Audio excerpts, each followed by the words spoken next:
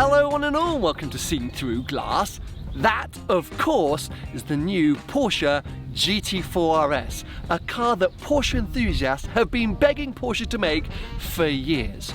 Now, if you were to watch or read any traditional journalistic reviews of this car, you'd be led to believe it's the best thing since sliced bread.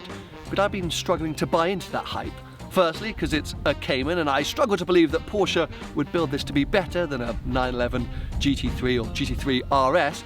And secondly, it's an RS, which suggests to me it's going to be far too intense for public roads. Now, I'm sure if I was to take this car into deepest, darkest Wales, down to the Alps or into Spain, find a great driving road, I'd be eating my words and agreeing with all those journalists that I admire so much. It's because I have a sneaking suspicion this car's a bit of a toy.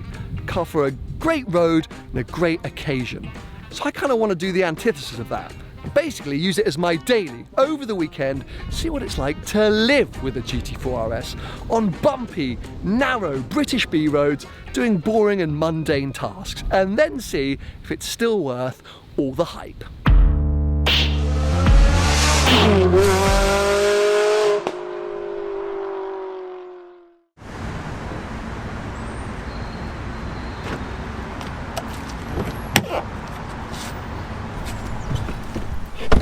Well, welcome to day one with the GT4 RS. Initial impressions? I'm excited. I don't know if that's because of all the anticipation or the fact I'm about to drive away in a new Porsche, but arriving here this morning at Porsche Cars Great Britain, saw this racing yellow 4RS in the car park and I was like, oh yeah, mega. And now I'm sitting inside it, I'm buzzing. This is going to be epic.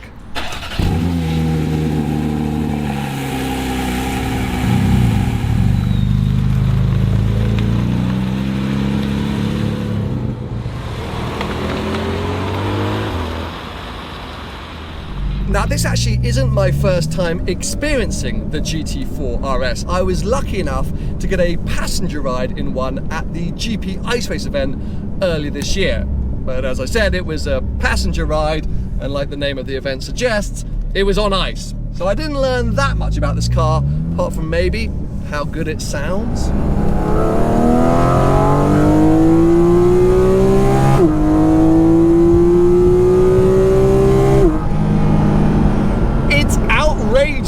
How this car sounds. I mean, it's 5,000 RPM, it goes all the way to 9,000 RPM. Can you even hear me? I'm not sure you're going to be able to, but I guess we got plenty of time to figure that out, because like I said, my plan is to use this car as my daily for the weekend. See what it would be like to live with a GT4 RS. And the first challenge or task I have for this car is for it to take me to Podium Place. Most of you will know about Podium. It's where Seen Through Glass coffee is made, but there is so much more going on at Podium these days, and I've actually been helping them with their YouTube channel.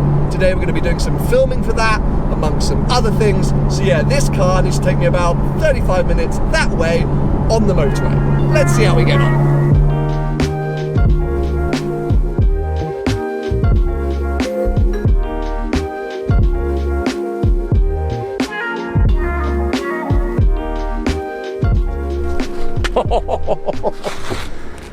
If that short drive was anything to go by, I've got a hectic few days ahead. This car is mad. Actually, the ride wasn't as harsh as I was expecting. The whole car it's just frantic. Changing lanes on the motorway, it just shift down a whole load of gears and was like, Rah! I was like, calm down, calm down.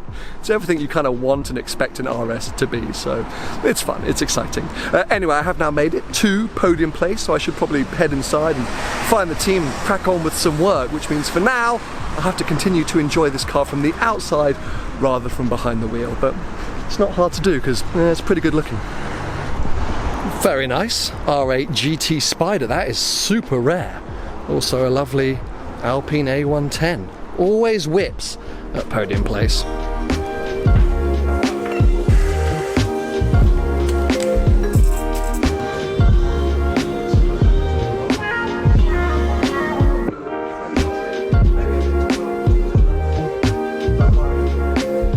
I told you lots of things are going on at Podium Place. You need to check out their channel because yeah, all of this is fairly mind-blowing. I think we've nearly finished. I think it's a wrap. Maybe we've got one more shot to do, but yeah, this is very cool.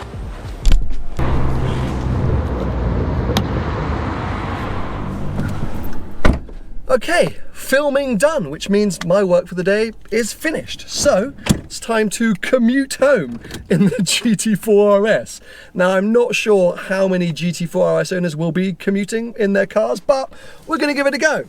Now, this weekend, I'm actually staying at my parents' house, which is about 45 minutes from Podium. That's because I'm actually coming back here on Sunday for a live podcast event, so it just makes sense to be a little bit closer. The good thing is the roads from here to my parents are some of my favourite roads in the UK. So, hey, we're gonna have a scenic and maybe slightly exhilarating drive home.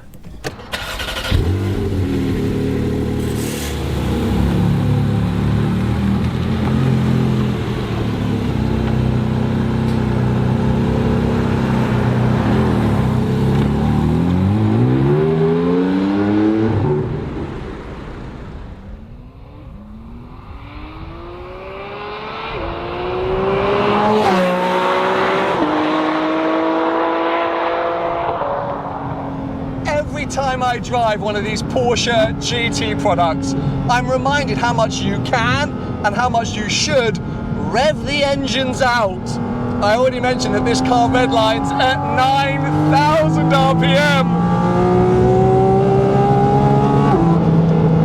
And unless you're getting there every single gear change, you are not maximizing the opportunity that this car presents.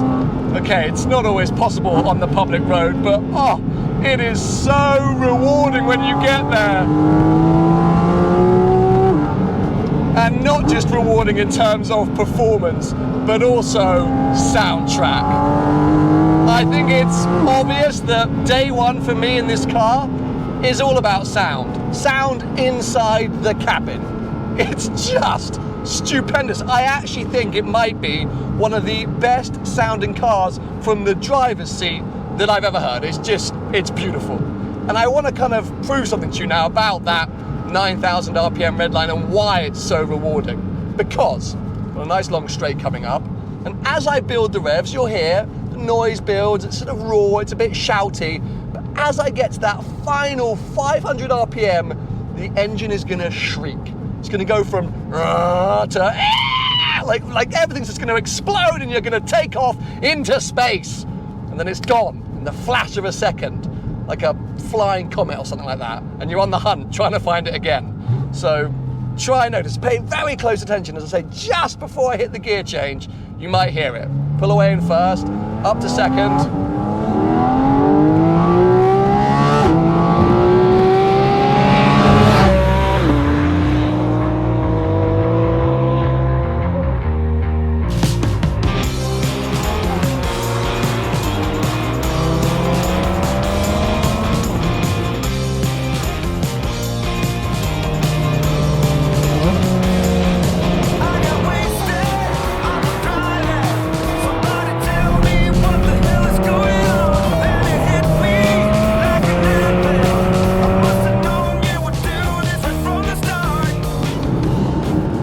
I'm realizing if you were to do your daily commute in a GT4 RS, you would spend your life taking the scenic route, like I've done today, because you just want to thrash this car when you're in it. It's a bit of a hooligan. Having said that, as fun as this experience has been, it has shone a light on a few things that I'm not sure I like about the GT4 RS. Shock horror. I'm saying that in my opinion, this car might not be perfect. Anyway, I think we'll save that for tomorrow because my parents have asked me to pick up some things from the supermarket. So for now, we're gonna cool things down and head to Waitrose.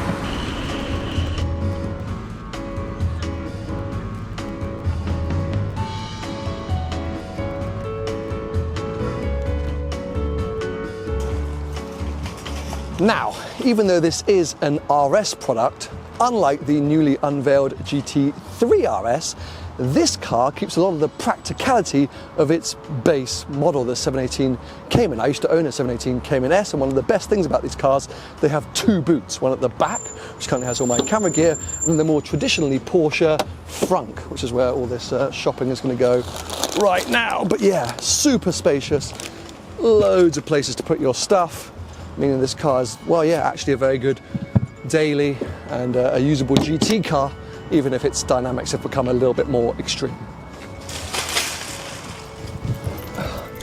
Okay, those are all my tasks for the day complete. So I think it's time to head home, and we'll pick up this story tomorrow morning.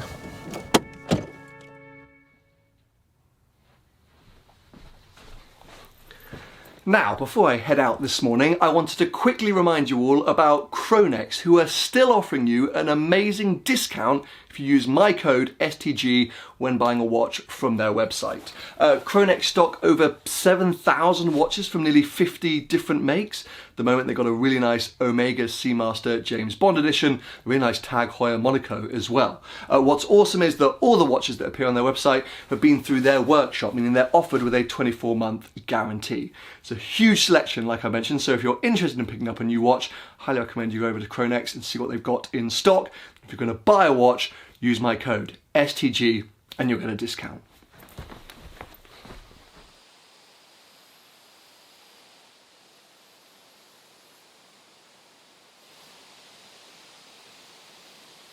Good morning and welcome to day 2 with the GT4 RS. It's a beautiful morning and I'm up relatively early on the coffee run. It's an amazing farm shop that has a really cool drive-through, serves great coffee and smoothies and brownies and bacon rolls and things like that. It's about 15 minutes that way.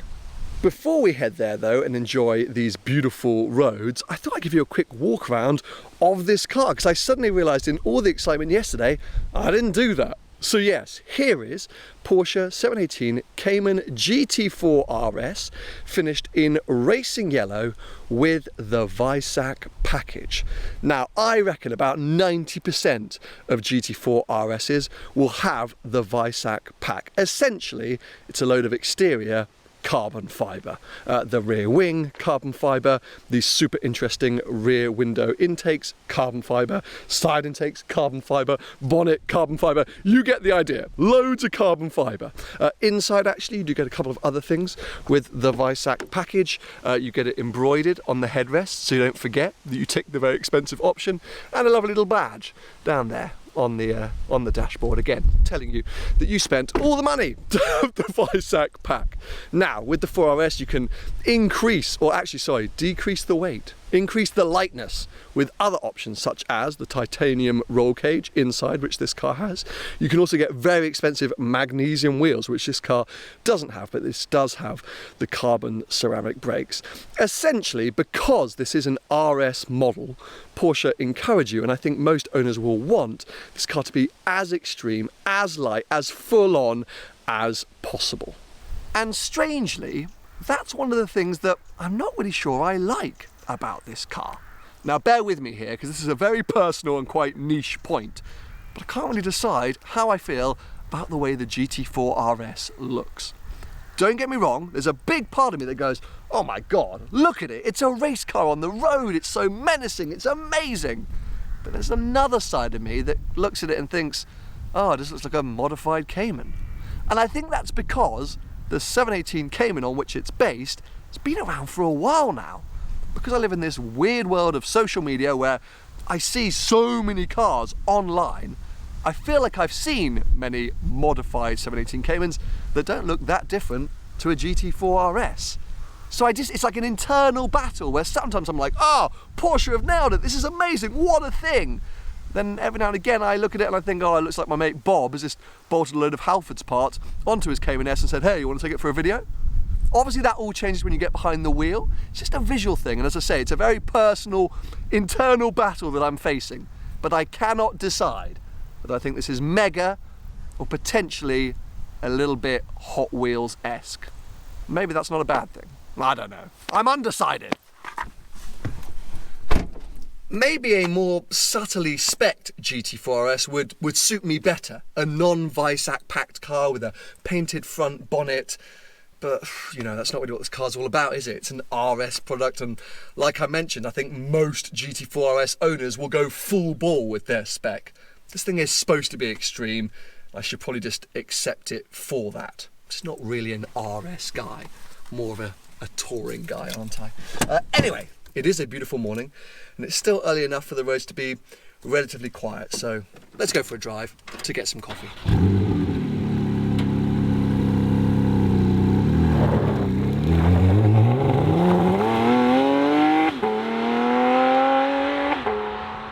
Now for me, drives like this are what this car's all about. You want to get up early, get out while the roads are quiet, and crack on. Whilst these are the perfect conditions, these aren't the perfect roads. I said yesterday after my short motorway blast that the ride in this car wasn't as firm as I was expecting. I was wrong. It's really firm. I'm currently in the softer chassis setting. I can firm things up from here. I wouldn't want to. Not in the UK, not on most average small country lanes, because I'm sure you can see I am bopping around all over the place. And the car as well hops and skips over the smallest bumps. And what's quite interesting is the rear end kind of lights up a bit.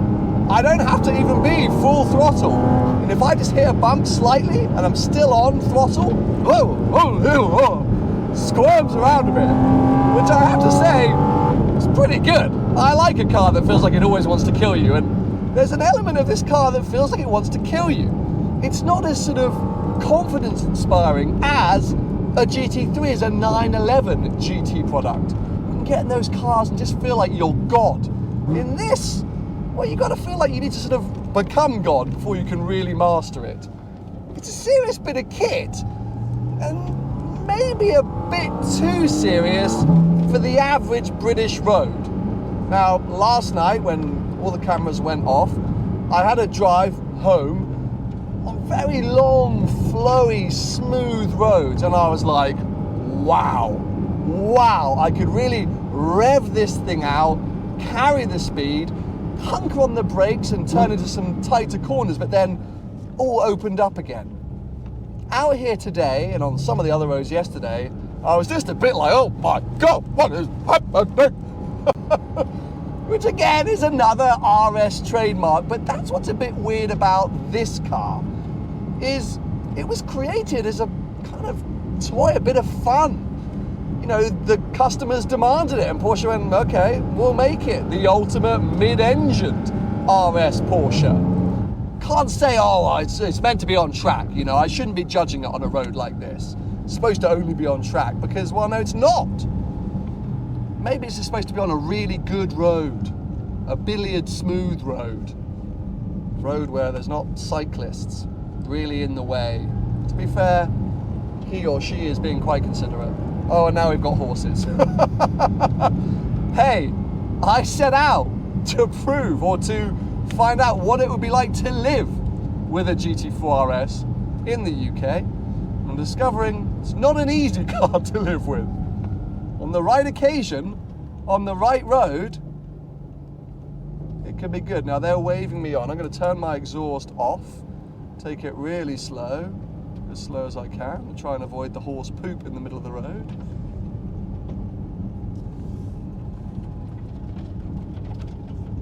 Okay, nice and easy. And we'll slowly get away.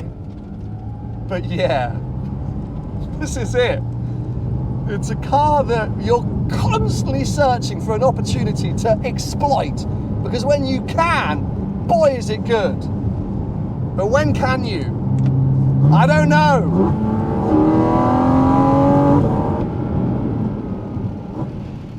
Thank you.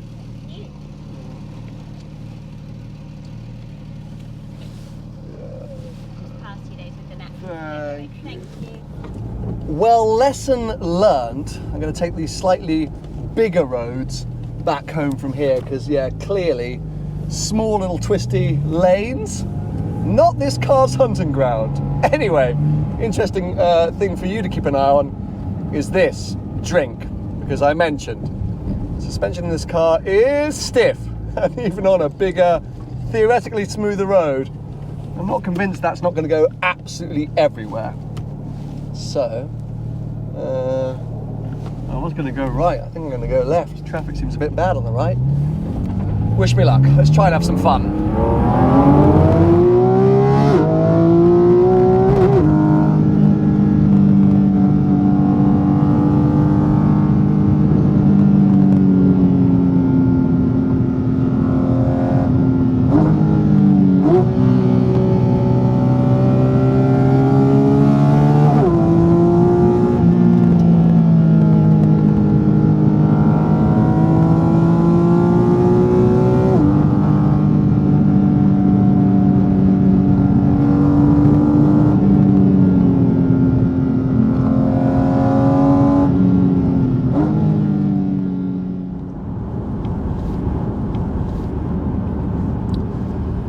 Third and final day in the GT4 RS then, and it's a much earlier start than yesterday to get back to Podium for my live podcast event. And I've been reflecting on the last few days with this car, and I'm still not really sure how I feel about it. I think it's important for me to say I'm not really an RS guy. I touched on that yesterday.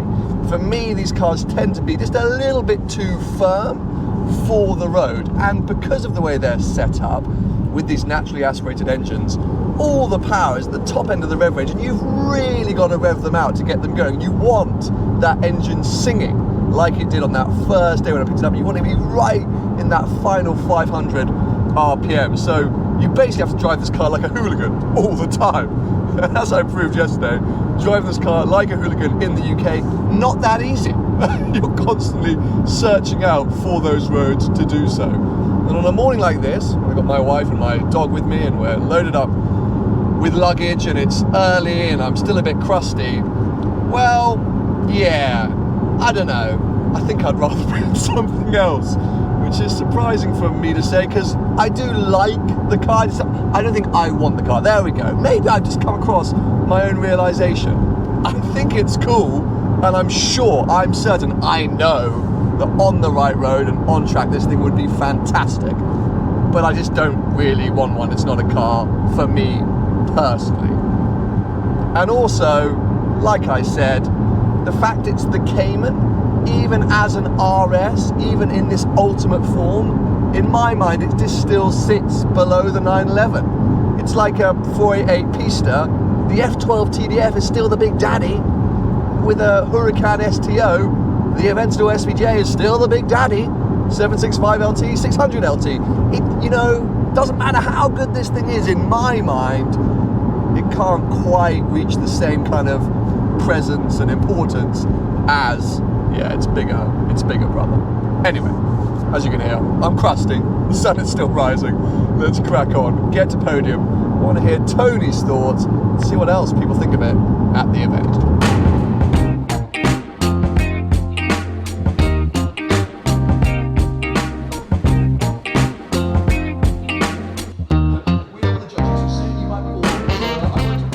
So there we go, back at Porsche Great Britain. My time with the GT4 RS is over. Actually, before I wrap things up, interestingly, a standard GT4 is here in the car park. I just want to point out the differences and then, summarise.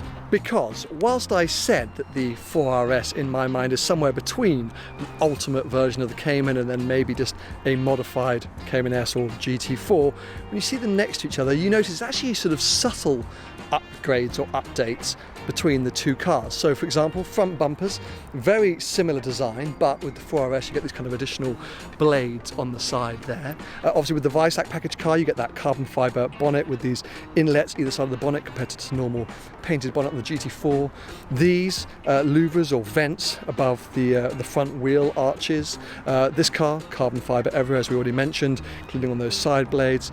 Obviously get those side rear window intakes, just glass on the GT4.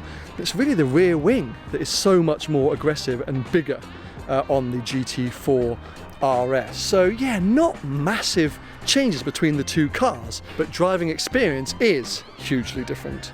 And I've got to be honest, for me personally, that's the car I'd choose to drive away in. For a road car to live with, not just have as a toy for that special road and that special occasion, just think that's more usable. It's better. This is fun and it's outrageous, but for me it's just a little too much. But I'm hugely grateful to Porsche for giving me the opportunity, because these are fairly rare and are going to be super expensive on the used market, so who knows when I'm going to have a go in one again. I hope you've enjoyed this video, found it insightful. Give it a thumbs up if you have. Stay subscribed. Plenty more videos to come.